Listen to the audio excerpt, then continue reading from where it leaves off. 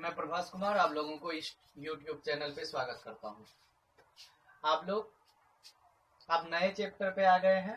ये नया चैप्टर है हम लोगों का, चैप्टर 5 एपी अर्थमेटिक प्रोग्रेशन, समांतर श्रेणी। श्रेणी भी कभी कभी लिखा गया, श्रेणी बोलो या श्रेणी बोलो। तो हम लोग एपी पढ़ने वाले हैं। एपी मतलब समांतर श्रेणी। ये है क्या, इसके डिफिनेशन क्या है? तो ऐसी श्रेणी जिसमें दो लगातार पदों के बीच का अंतर हमेशा समान होता है। मतलब एक ऐसा सीरीज, नंबर अगर लाइन पे लिखे हैं सीरीज लिखा हुआ है, ऐसा सीरीज जिसमें लगातार दो पद, दो टर्म, उसके बीच का जो अंतर होता है वो हमेशा बराबर होगा, समान होगा, वो क्या कहलाएगा? एपी कहलाएगा। एग्जांपल देखो, बेहतर समझ में आएगी।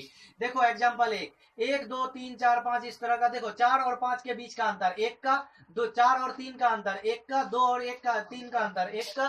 तो हमेशा दो लगातार पद अगर लें तो इसके बीच का अंतर क्या होगा? हमेशा समान होगा। ये क्या कहलाएगा? हमारा एपी कहलाएगा। दूसरा देखते हैं हम लोग, जैसे 2 4 6 8 आएगा, 10 आएगा, तो कितने का अंतर है बाबू? 2 का अंतर है। तो 2 मतलब हमेशा कितने का अंतर है? 2 ही है। अगर अंतर गड़बड़ा जाए तो वो एपी नहीं होगा। देखो 5 5 5 अंतर कितने का है? 0 का। अंतर कितने का है? 0 का। अंतर कितने का है? 0 का। तो हमेशा अंतर क्या है? समान है। तो हमेशा अंतर अगर समान है तो वो क्या है? एपी है। अंतर अगर समान नहीं है तो एपी में नहीं है। अब हम लोग देखते हैं इस एग्जांपल को। ये लिखे हुए ए 2a 3a। देखो 4a में 3a घटाओ कितना बचेगा? a।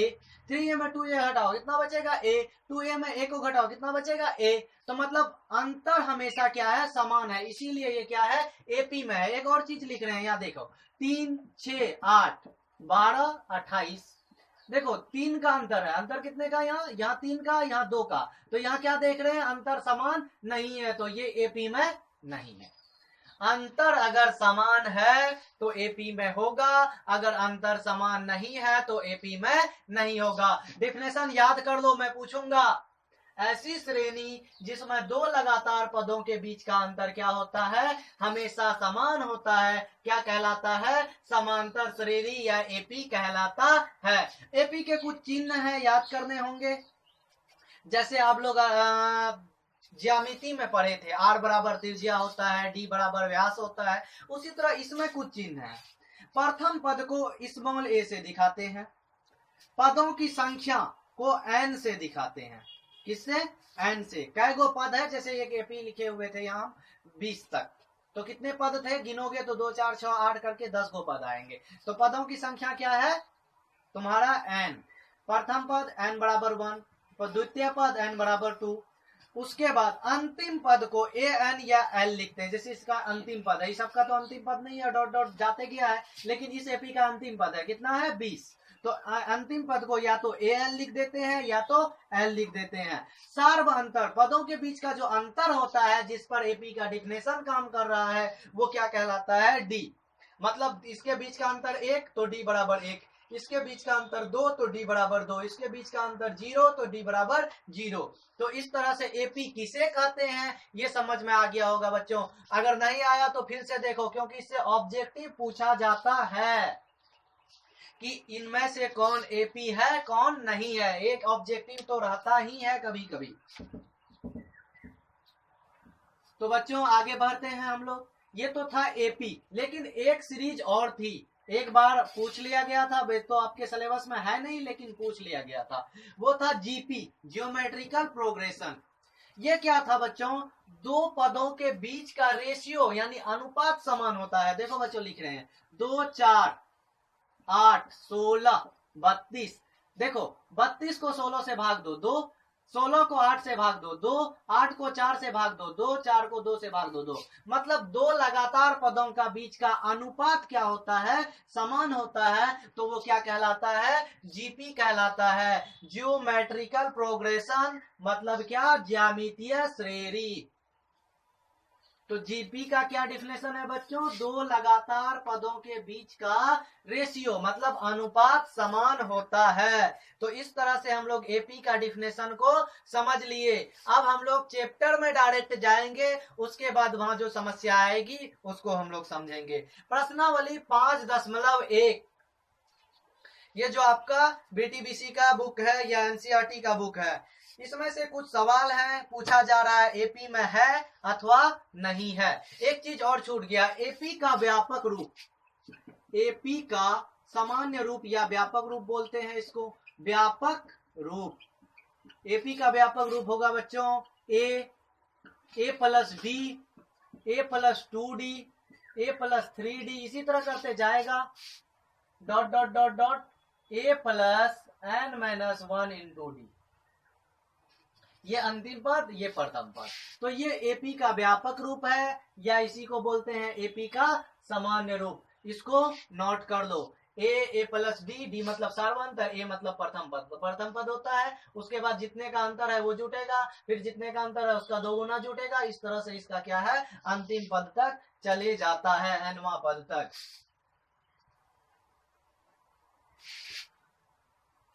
इसमें हम लोग देख रहे हैं, बोल रहा है निम्नलिखित स्थितियों में किन स्थितियों का संबंध संख्याओं की एपी है और क्यों। प्रश्नावली 5.1 का 1 नंबर सवाल। प्रत्येक किलोमीटर के बाद टैक्सी का किराया प्रथम किलोमीटर का किराया 15 रुपया है, प्रत्येक अतिरिक्त किलोमीटर का किराया 8 रुपया है। पूछ रहा है ये स्थिति एपी में है अथवा नहीं है, ये बताना है। 1 का 1 नंबर यही चीज है, कुछ सेंटेंस दिए हैं, उसको बताना है कि ये एपी में है अथवा नहीं है। सिर्फ समझो, ये सवाल कभी पूछा नहीं जाता है लेकिन समझ लो। प्रथम किलोमीटर का किराया, अगर कोई व्यक्ति 1 किलोमीटर जाता है तो कितना लगेगा, 15 रुपए। प्रत्येक किलोमीटर अगर जा रहा है तो फिर 8 रुपए जुड़ते जाएगा एक्स्ट्रा। 15 और 8 कितना हो जाएगा बच्चों, 23।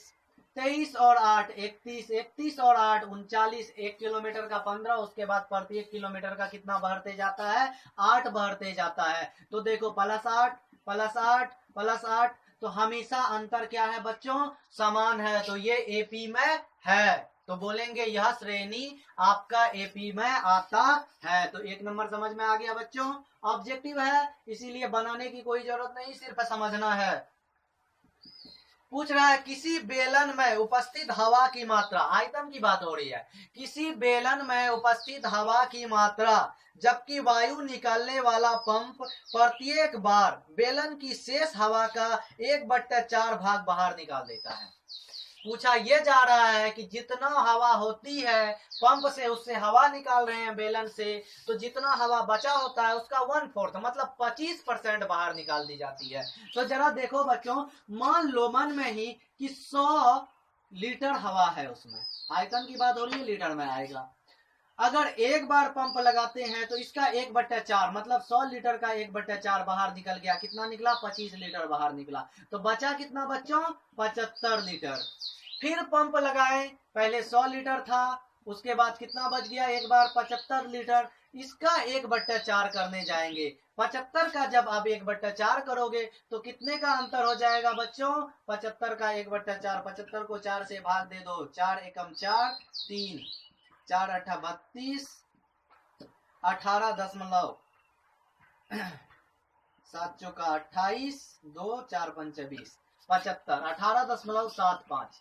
तो 18.75 लीटर घटेगा। तो इसमें पहले कितना घटा बच्चों, 25 लीटर। आगे कितना घटेगा, 18.75 लीटर, क्योंकि शेष हवा का निकाला जा रहा है। तो इस तरह से क्या देख रहे हो, अंतर समान है, नहीं है। तो ये क्या होगा, एपी में नहीं आएगा।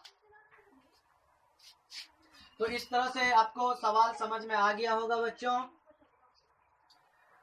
तीसरा नंबर पढ़ते हैं। प्रत्येक मीटर की खुदाई के बाद एक कुआं खोदने की लागत, प्रथम मीटर खुदाई की लागत 150 रुपया है, पहला मीटर खोदा 150, उसके बाद अतिरिक्त 50 रुपया बढ़ती जाती है। तो 50 रुपया बढ़ेगा, पहला मीटर खोदा 150 रुपए लगा, दूसरा मीटर 150 और 50 रुपए बढ़ गया 200, फिर 50 बढ़ गया 250। अंतर कितना है बच्चों, 50 का।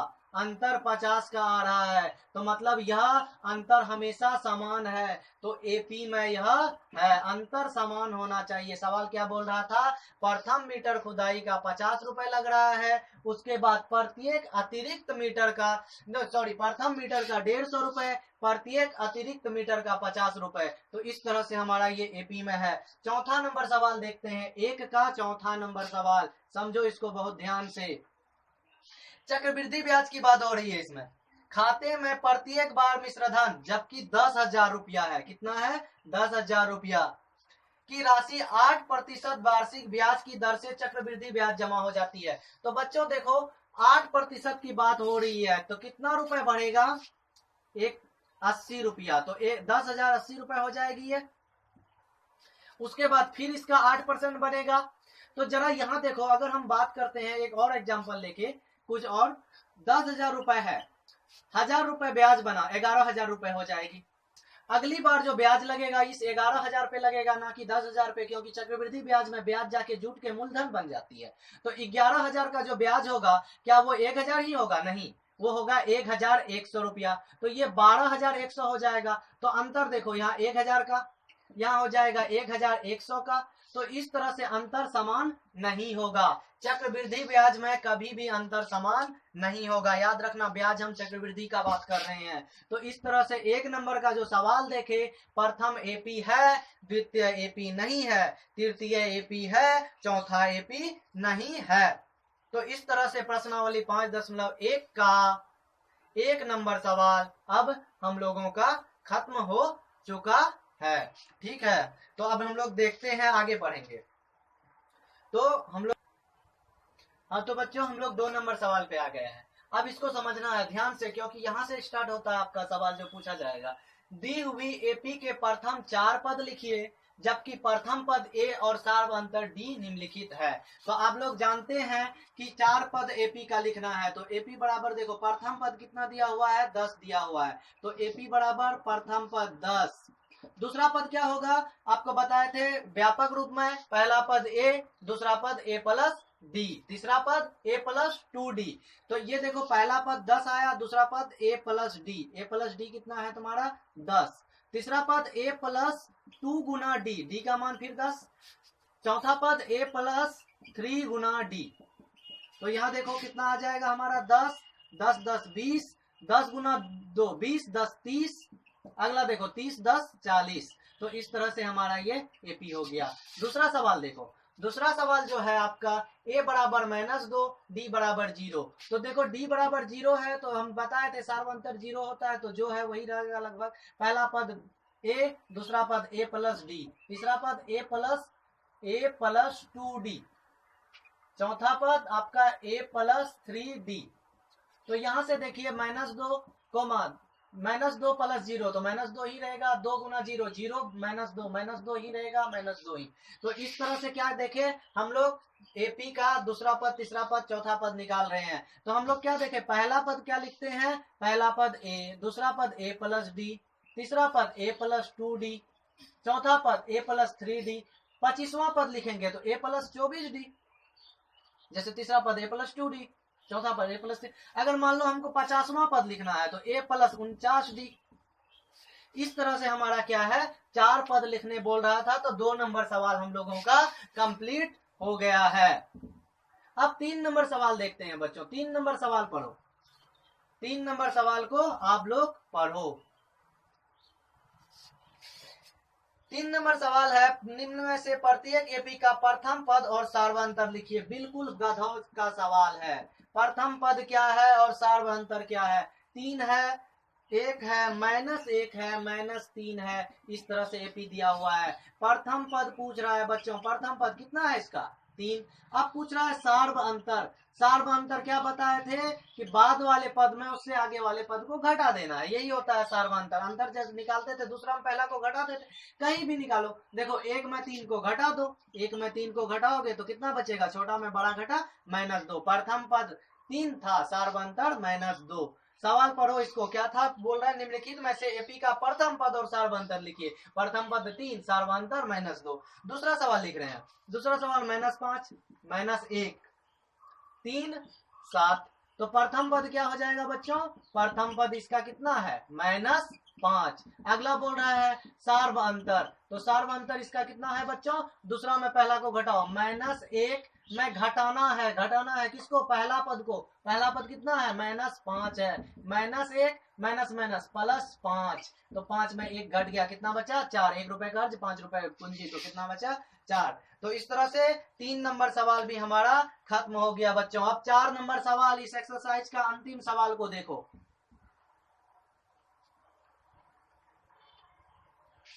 4 नंबर सवाल जो है इस एक्सरसाइज का अंतिम सवाल, निम्नलिखित में से कौन सा एपी है, यदि कोई एपी है तो इसका सार्वंतर लिखिए, इनके 3 और पद लिखिए। तो 1 नंबर सवाल पूछ रहा है कौन सा एपी है, चेक करेंगे पहले एपी है अथवा नहीं है। अगर एपी है तो प्रथम पद क्या है और 3 और पद इनके लिखने हैं, इनका सार्वंतर क्या है और 3 और पद लिखना है। तो इसका 1 नंबर सवाल जो है हमारा 2 4 8 16। देखो बच्चों 16 में 8 घटाओ, कितने का अंतर है 8 का, 8 में 4 घटाओ, ऐसे करो, देखो D1 4 में 2 घटाओ, कितना है 2। D2 दूसरा सार्वंतर, D से सार्वंतर था, 8 में 4 घटाओ, कितना बचा 4। तो देखो पहला में अंतर 2 का, दूसरे में अंतर 4 का, क्या सार्वंतर बराबर है, D1 बराबर नहीं है D2 का, तो मतलब ये एपी नहीं है, एपी नहीं है। जब एपी नहीं है तो टेंशन लेने की क्या जरूरत है, अन्य 3 पद लिखने का, ठीक है। तो इस तरह से हमारा ये 4 का 1 नंबर सवाल खत्म हो गया।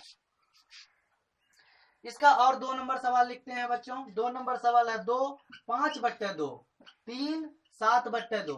तो देखो बच्चों अब देखें, हम चेक करते हैं एपी है नहीं कि नहीं है डी। 5/2 में 2 घटाओ, 5/2 - 2 कितना हो जाएगा 5/2 - 2, इससे इसको गुना करो, 5 दूनी 2 दूनी 4/2, कितना आया 5 में 4 गया 1/2। D2 निकालो, 3 में इसको घटाओ, 3 - 5/2, तो कितना हो जाएगा बच्चों 3 दूनी 6 - 5/2। भिन्न का घटा कर रहे हैं, इसको इससे डायरेक्ट गुना किए, 6 हुआ, माइनस था माइनस दिया, 5/2 ये आ गया हमारा, तो यहाँ भी बचा 1/2। तो देखो D1 बराबर है D2 के, मतलब सार्वंतर क्या है, समान है। कितने का सार्वंतर है 1/2 का, आधा का अंतर है। तो D1 बराबर है D2 का, उसी तरह बराबर है 3, देखो 3 है, ये 3.5 है, तो सब बराबर है ना, तो लिखेंगे एपी है। जब एपी है तो उसके आगे लिखना कॉपी में तुम लोग, अब क्या करना है, अन्य 3 पद लिखना है। एपी है और सार्वंतर भी पूछ रहा था ना, तो सार्वंतर कितने का है, सार्वंतर 1/2 का है। अब अन्य 3 पद, अन्य 3 पद कितना को पद दिया हुआ है 1 2 3 4। पहला पद a + d, a + 3d, a + 2d, a + 3d। अब हमको क्या निकालना है a + 4d। ए कितना है 2 + 4 गुना डी का मान कितना आया 1/2, तो 1/2 कितना आ गया तुम्हारा 2 4 आ गया, ठीक है बच्चों। a + 5d, 2 + 5 गुना 1/2, तो कितना आया 2 + 5/2, 2 दूनी 4, 5 4 9/2। a + 6d, भिन्न का जोड़ किए हैं, खुद से कर लेना जिसको जो तरीका आता है। अन्य 3 पद लिख रहे हैं, 5 + 6 गुना 1/2 कट गया 3, 3 2 कितना आया 5। तो अन्य 3 पद 4 9/2 और 5 आंसर। तो इस तरह से ये एपी था तो अन्य 3 पद निकाले, अगर एपी नहीं रहेगा तो अन्य 3 पद नहीं निकालेंगे। अब देखो बच्चों हम लोग आ रहे हैं इसका 5 नंबर सवाल पे, 4 नंबर का 5 नंबर।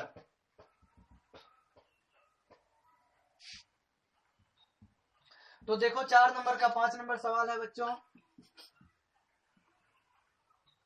3 + √2 coma 3 + 2 √2 coma 3 + 3 √2। तो इस तरह से अंतर जब निकालने जाएंगे D1, इसमें इसको घटाएंगे, 3 + √2 में घटाएंगे कितना बच्चों 3 को। तो देखो 3 प्लस में या माइनस में कितना बचा √2, घटा करके देख लेना। D2 इसमें इसको घटाओ, मतलब दूसरे तीसरा में फिर दूसरा को 3 + 2 √2 में घटाएंगे हम किसको 3 + √2 को। तो देखो 3 + 2 √2 माइनस ये 3 माइनस √2, 3 से तो 3 कैंसिल हो गया, 2√2 में 1√2 घट गया √2। तो सार्वअंतर समान आ रहा है ना, D1 बराबर D2, तो AP